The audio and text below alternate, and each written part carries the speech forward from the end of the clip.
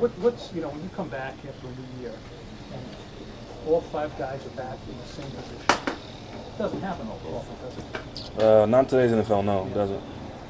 What kind of either comfort or advantage do you find that? Yeah, the guys there that are there right now have logged some minutes, practices, and games together, and there's just a confidence there. There's a consistency, a trust there that it takes a while to build, and that we're fortunate to kind of be ahead of the curve when it comes to that. You feel it ahead of the curve. You feel it when you're not looking around. Definitely. Who's There's, to my left? Who's to my right? That kind of thing. yeah, it's tangible for sure. Are you a guy who follows the offseason very closely? Who are they bringing in? Who are they drafting? Who are they taking? Who's, in my gut spot, that kind of thing? No. Maybe if we get a weapon or two on offense, I'll be, oh, that's cool. But it's kind of business as usual. There's transactions going on left and right, and maybe if I have a friend who's kind of, around the league, I'll just kind of follow them, but nothing, not watching too close. I'm trying to get my mind away from But what all about of when they this. bring in a guard or a tackle, and draft a guy? You find out when you get here, and you just kind of, go from there.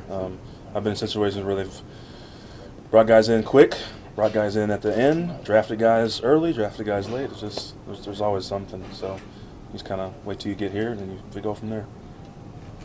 What did you think when you let Justin Pugh coming out last week and giving a staunch defense of you and John? Does that mean anything to you when a guy like that comes out and defends you guys? Yeah, I mean that's who Justin is. He's a loyal guy and a friend. I would call him a friend, and it's been fun here playing with him, and he sees day in day out the kind of work we put in and what we go through, and offensive line usually we have to be our own best advocates because it's usually that from the outside at least there's usually not a lot of people that are going to stand up for us if we don't do it ourselves. So it's much appreciated, and it goes around to the entire line group. We work our butts off, we play hard, and it means a lot. Does it bother you that there's a negative connotation about you out there? No. I'm going in my 7th year, so I feel like I've been fooling someone pretty well if I've been there for 7 years and in the league 7 years, and I still can't play. So, I self-assess harder than anyone can ever criticize me. So whatever has been said or is being said about me, I've thought about it or critiqued it harder than they ever could have, and I take that in the off season, and I take that into my improvements, my work ethic going into the season. So there's nothing that really throws me off or blows me away anymore, especially after this many years kind of saying things. So. Having had the opportunity to work a little with Coach Solari, what do you like about him? What has he done for this group and for you in particular that you feel has been a game changer? He's been excellent. Just great energy. He's a teacher first, very detail oriented. Just a great balance. He definitely knows that he knows when to pat you on the back and be like, hey, that was like, I want to make sure you recognize that was genuinely good, and that's what I want to see more of you. And then times when he's like, hey, I need you to pick it up, and you can do this a little differently. And then he'll give you evidence. He'll show you on film. He'll give you an example, and that's appreciated as a vet. I don't have everything figured out. I'm always trying to learn, trying to get better, and my ears open, my mind's open. So I'm very receptive and appreciative of what he's brought so far. I know it's only the OTAs, but have you had any chance to go against JPP in these little workouts, and have you seen any difference in him? Yeah, we've gone against each other almost every day, and he has, he's bulked back up, and you can see he's getting more accustomed to using his hand in the state that it's in. Still quick, still long-limbed, just still a very instinctive defensive end, and he's making me better. I hope I'm making him better. We're being allowed to pass rush a little bit, within reason, within the rules, and that's making us better, and you can only see that improving as we go into camp. Just going back to something you said earlier about continuity. Last year, your first year here, your first year working next to John and Jack. Now that you're in the second year, is there less, I don't know, worrying is the right word, but less of a concern that, okay, I know what the guy next to me is doing, and I can focus more on what I'm doing, or? I think naturally, yeah, when you have a couple of guys who kind of in and out, each guy has different mannerisms, different ways they're in the stance and the way we combination block, and that's just, I don't mind it. It made me kind of adjust to each guy and playing next to him, but it definitely, I think obviously would help having the same person next to you, getting used to him, just being able to do things with less and less talking. You'll be able to kind of reach those minds, so to speak. So, yeah. Marshall, you talked about the trust that you guys have built on the field, and you were asked then about Justin's comments last week. Does that translate onto the field at all? Does that help camaraderie, or is that just something that we on the outside sort of? I can't speak for any other position group, but for offensive line, 100%. We're the one group that you need 5 guys on the same page. You need 5 guys kind of fighting for each other, covering each other.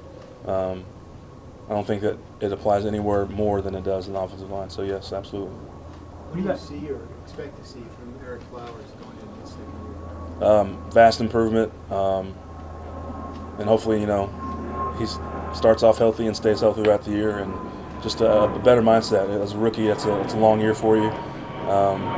There's a lot coming at you.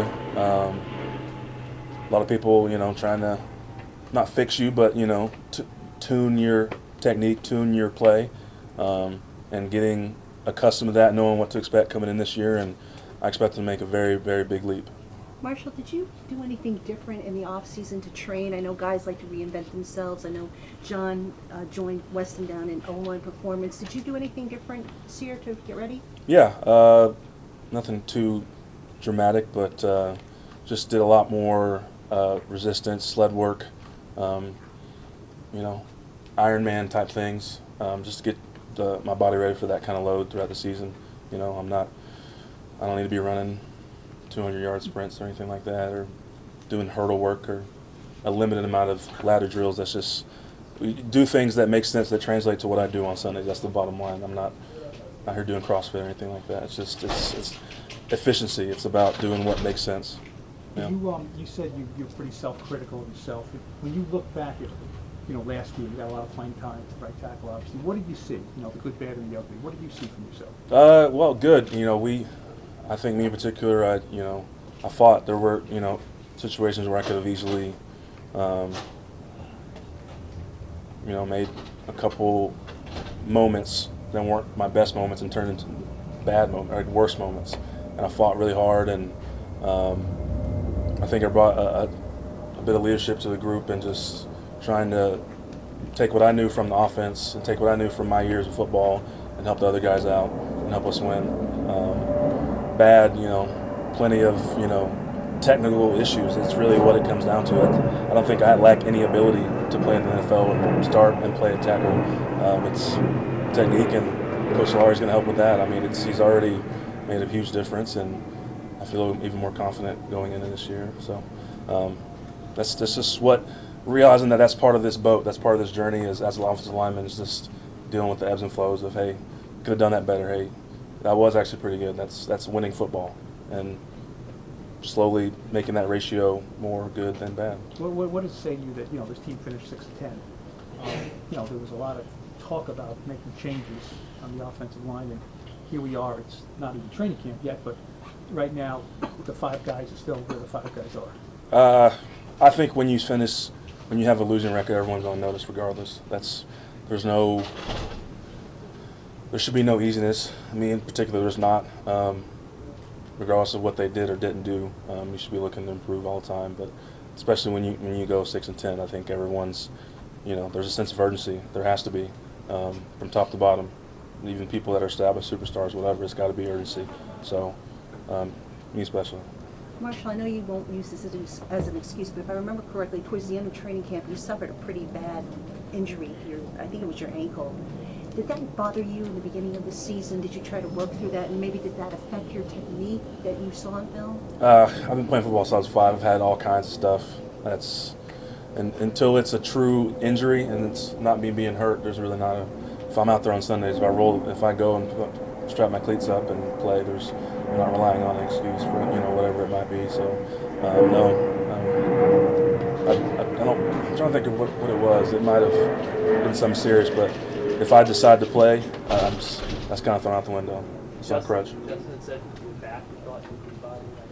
I know you I've had a back issue since I was a sophomore in college that I've dealt with. So that's nothing new, nothing I haven't handled. So yeah.